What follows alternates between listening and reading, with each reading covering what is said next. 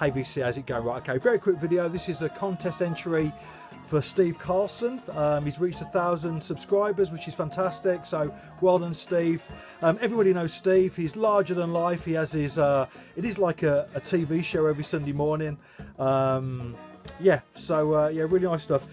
I'm friends with Steve on Facebook as well. Anybody else that is, well, I don't know what Steve does for a living or what his job is, but he just travel around a lot, and every week he puts a different photograph of a meal that he's had in a different city somewhere in America, and some of the food combinations are extraordinary. That's all I'll say. So yeah, so great stuff. Anyway, so 5 records, 5 go-to records the competition is. So kicking off, the band, this is their self-titled second album from 1968, is it 69?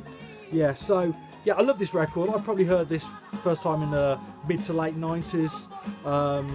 Yeah, the extraordinary thing about this record are the voices. I mean, the songs themselves are, you know, just wonderful songwriting, but it's the voices. You know, it's Lee Van Helm singing in his own accent. You know, it really does separate it from anything else that was going on at the time or since, really. You know, so it's a beautiful record. Something I never get tired of hearing. So cool.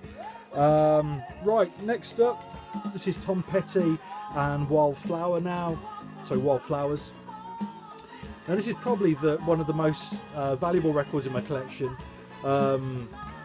This isn't why I picked it. I actually I bought the CD at the time. I found a vinyl copy since, but yeah, this is, I first heard this came out in '94. I'd have been about 18 when I bought the CD. It just reminds me of that time of my life, you know. So be with friends. I know there's a group of us when the holiday around that time we played this album to death, and it takes me back to that sort of period. Never get tired of hearing it. I think it's Tom Petty's best record. As I say, it tends to be an album that I play a lot when I'm travelling, so I don't really listen to the vinyl that often, but yeah, I tend to play the CD or stream it a bit more. But yeah, every track in it again is stunning, so cool. Right, one of the first bands that I really got into was Fleetwood Mac. Everybody talks about Rumours. This is certainly Rumours equal. This is their self-titled record from 1975. The first record with Stevie Nicks and Lindsey Buckingham. Now, in truth, when I was a teenager, I had a bit of a crush on Stevie Nicks, you know. So, and to be perfect, I probably still do. But there you go. But yeah, this is. I love her vocals on this record. I mean, Rhiannon in particular, one of my favourite songs. I say, just a stunning vocal performance from her as well. So, you know, a Stevie Nicks song as soon as you hear it. She's got such a distinctive voice. Her voice has changed over the years. It's not what it was, but certainly the songs that she recorded in the mid to late 70s, I don't think you can beat her vocals. So yeah, cool. Right, a couple of things a little bit different. One of my favourite 80s pop albums is Kick by InXS. I don't think I've ever showed this before, but you know, I think there's about 7 singles on this album. I saw them on this tour. I just remember them all coming onto stage on skateboards. It seemed so exciting. Michael Hutchence was a proper rock star as well. You know, not enough of those around nowadays. But yeah, great album. Obviously, very much of its time, but yeah, pretty faultless as well. And finally, not necessarily a go-to album.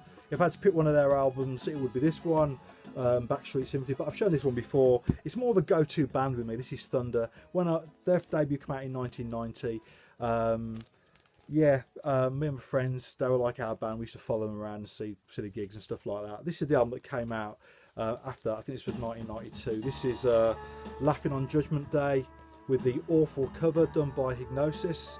So this copy signed, yeah. So, but yeah, one of my favourite bands even now. It's hard rock. British rock is often seen a bit of a poor relation to American bands from this sort of period, but I think the Thunder, Little Angels, the Choir Boys, all that sort of stuff, I loved it at the time and still do. So there you go. Anyway, cheers.